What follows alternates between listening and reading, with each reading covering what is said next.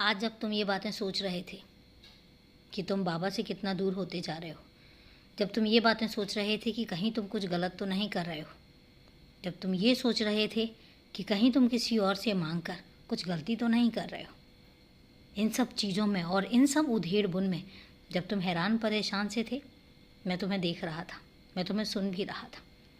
मैं तुमसे एक बात कहूँ, तुम्हें क्यों ऐसा लगता है कि भगवान अलग अलग है? बिल्कुल भी नहीं, सभी में एक ही स्वरूप है।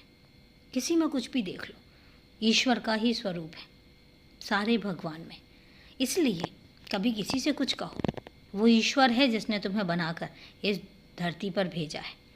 मैं अलग कैसे हो सकता हूँ? और इसलिए तुम कभी ये मत सोचना।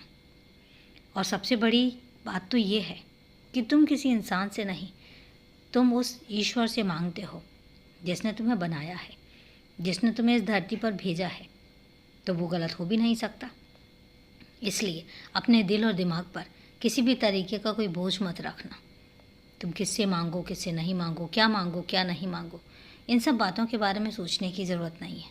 हाँ, तुम अगर मंदिर में जाते हो, गुरुद्वारे में जाते हो या अपने मेरे दरबार में आते हो, और अगर तुम मुझसे हक से कुछ भी कहते हो, कुछ भी मांगते हो, तो वो गलत नहीं है। हक से मांगो। और एक बात तुमसे कहता हूँ कि तुम्हें इतना ज़्यादा परेशान होने की ज़रूरत नहीं है। मत सोचा करो इतना। तुम्हारी जो ये परेशानी है, जो तुम थोड़ा थोड़ा सी चीज़ें चलती रहती हैं, उसमें तुम परेशान हो जाते हो, तो परेशान होने की ज़रूरत नहीं है। थोड़ा बहुत सब चलता रहेगा, लेकिन तुम्हारी ज़िंदगी में अब कोई परेशानी नहीं आएगी। ये विश्वास रखना और खुश रहना। और अभी के लिए शुभ रात्रि मेरे बच्चे। खूब तरक्की करो, खूब खुश रहो।